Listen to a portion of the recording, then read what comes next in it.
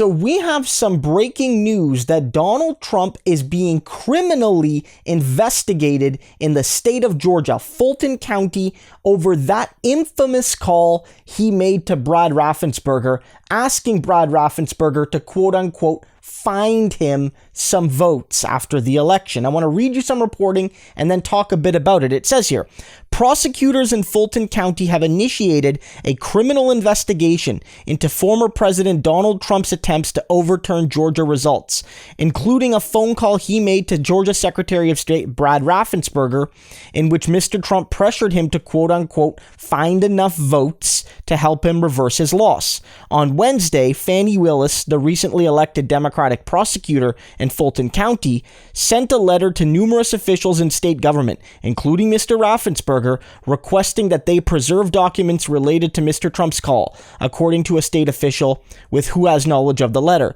The letter explicitly stated that the request was part of a criminal investigation. So that's huge and 100% appropriate.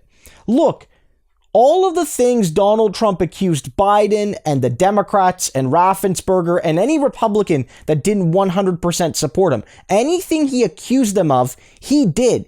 It's Trumpian and Republican projection.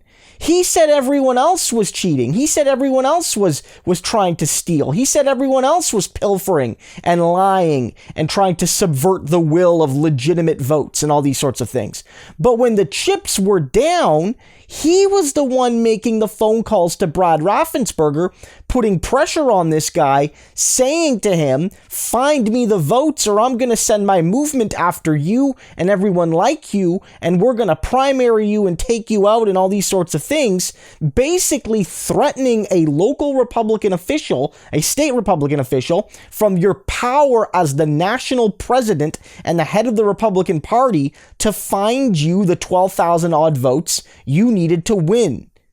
And we don't even know if there are other calls like this in other states to other people like Raffensperger, other secretaries of state and people in charge of the elections. We have no proof of that, of course, but who knows what could come out of the woodwork in the coming weeks and months, especially as this trial goes forward. Donald Trump basically committed a crime. I think he did, and I think he's guilty. Of course, he deserves his fair day in court, which is why this is an investigation, but I suspect he will be charged with a crime, with trying to pressure a public official and maybe trying to tamper with elections and things like that. This is crucial for a couple reasons. First, as we speak, the impeachment trial continues, but as I've always noted, the impeachment trial is about political crime. It is about political offenses. The worst they can do to him is bar him from running from office in the future. They can't lock up Trump based on a Senate trial. They can't even give him civil penalties. They can't sue him, for example. They can only take away the privileges of holding office. In addition to all of that, though, there can be criminal and civil penalties. And I think that Donald Trump's effort to basically interfere with the 2020 election, which is what he did when he called Raffensperger, threatening him to find him some votes, is criminal and should face stiff criminal penalties, up to and including some jail time and maybe some significant jail time. Tampering with the will of the people is a very, very serious crime. Maybe more serious than the other things Trump is being investigated for in Manhattan. I think this might even be more serious. But what's also crucial here is that the pardon can't save him. Donald Trump, even if he did give himself like the secret retroactive pardon and he sealed it away to use only if he ever needed it, that only applies to federal crimes. What Donald Trump did here was something being prosecuted at the state level. His pardon could never reach it, even if he had one.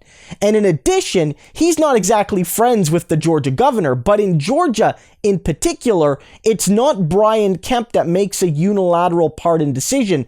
That goes to like a board of people that make it independent of the governor, at least partially. It's not the sort of state where the governor has unilateral pardon power. So even if Trump had a friend in the governor's mansion in Georgia, and of course he threatened Brian Kemp and tried to ruin his career and may still try to do that, it doesn't even matter here. He should spend some time in jail. I'm under no illusion that there's a great reluctance to jail a former president, even if they deserve it. I get why I get why that is, but he deserves to spend time in jail. When he tampered with democracy, especially after accusing others of doing the same, he deserves to spend some time behind bars thinking about what he did.